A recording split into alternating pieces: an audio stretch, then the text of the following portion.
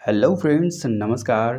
आज हम लोग पढ़ने वाले हैं NCERT physics class 12th chapter number 3 current electricity.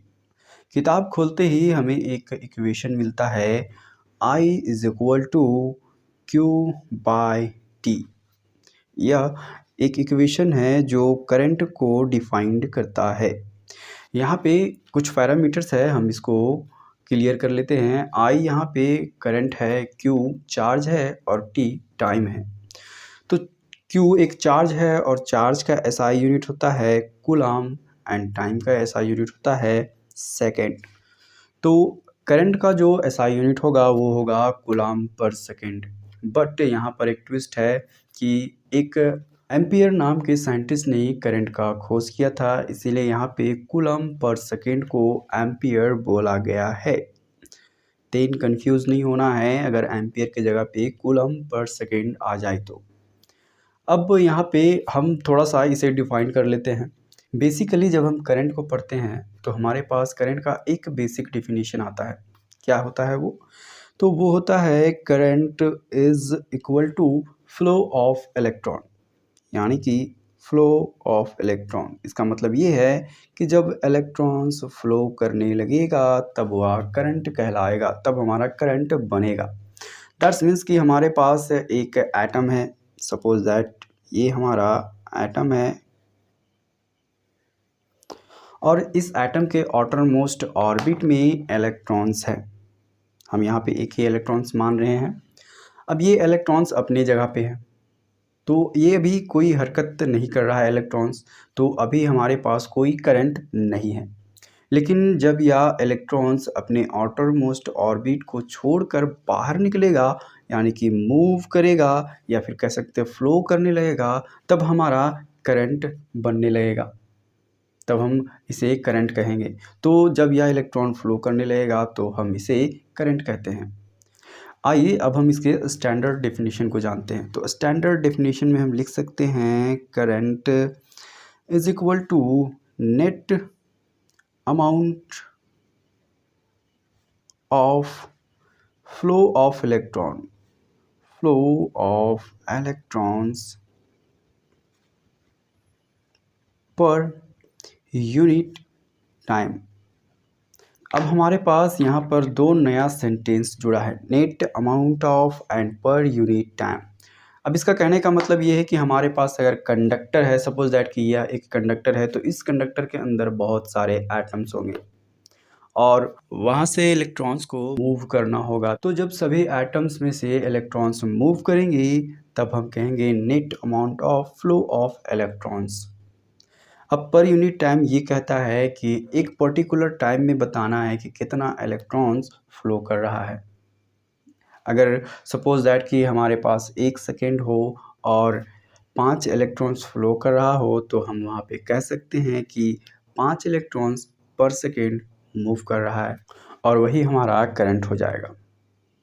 अब सपोज दैट कि हमें बोला जाए कि हमें ये बताइए कि एक 5 सेकेंड में कितना इलेक्ट्रॉन्स फ्लो होगा एक कंडक्टर में, और यह बताइए कि जब हम 5 सेकेंड से 10 सेकेंड तक में देखें तो कितना इलेक्ट्रॉन्स फ्लो हो सकता है एक कंडक्टर में।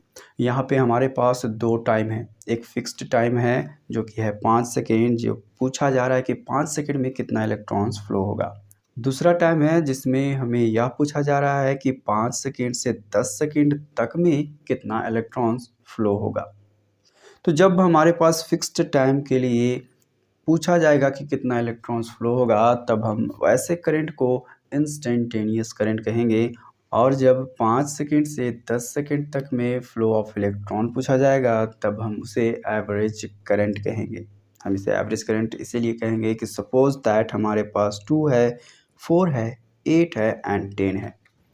अगर बोला जाएगा कि 2 से लेकर 10 तक हमें बताइए एवरेज क्या होगा, और इसी पे बेस है हमारा यह टाइम स्लॉट, देन हम इसके लिए एवरेज करंट फाइंड करेंगे और इसके लिए हम इंस्टेंटेनियस करंट फाइंड करेंगे। देन हम एवरेज करंट के लिए फर्स्ट ऑफ ऑल एक इक्वेशन बनाते हैं। तो एवरेज करंट के लिए हो जाएगा average current I is equal to del Q upon del T। ये हमारा हो गया current for average current. Now अब यहाँ पे डेल Q और डेल T क्या कहता है, हमारे पास है 5 सेकेंड से 10 सेकेंड तक में। तो 5 सेकेंड हमारा इनिशियल टाइम हो गया, ये जो टाइम है हमारा इनिशियल टाइम है, एंड ये जो टाइम है ये हमारा टाइम जो है वो है फाइनल टाइम। तो डेल टी हमारा इन दोनों के बीच में कितना टाइम है वो फाइंड करने के लिए कहता है। तो डेल टी जो हो जाएगा वो final time minus initial time.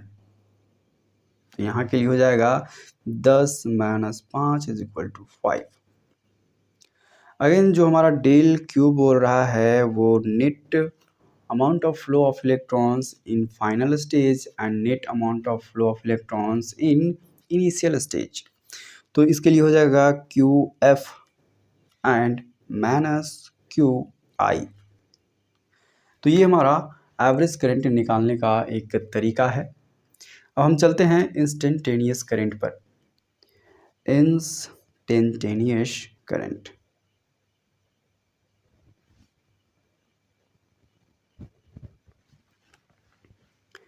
Instantaneous current का जो फॉर्मूला है वो है I is equal to limit del T tends to 0 and del Q upon del T. हमने डिफ्रेंशिएशन पढ़ा हुआ है और डिफ्रेंशिएशन में इस पूरे पार्ट को D Q by D T लिखा हुआ है। तो I इज इक्वल टू, अब हमारे पास जो इक्वेशन होगा वो D Q by D T है। तो ये हमारा थर्ड इक्वेशन हो गया करंट निकालने के लिए। तो यहाँ करंट दो टाइम पे निकाला जा सकता है, जब हमारे पास एक फिक्स्ड टाइम हो और दूसरा जब हमारे पास फिक्स्ड टाइम ना हो। इस इंस्टेंटेनियस करंट का जो हमारा डेरिवेशन है इसको और भी मॉडिफाई कर सकते हैं। तो हम लिख सकते हैं Q is equal to integration of I into D T. ये हमने इसलिए लिखा है कि ये d बाई डी टी अगर ये साइड आ जाए तो वह इंटीग्रेशन का रूप ले लेता है, क्योंकि 1 by D by D T इसे हम इंटीग्रेशन बोलते हैं, because integration is the reverse process of differentiation. तो हमारा ये आज का टॉपिक कंप्लीट हो चुका है। और अगर आपको यह वीडियो पसंद आया हो तो चैनल को सब्सक्राइब करें, वीडियो को लाइक करें, शेयर करें और बेल आइकन को ज़रूर प्रेस करें ताकि अगले वीडियो का जानकारी सबसे पहले आप तक पहुंचे। धन्यवाद।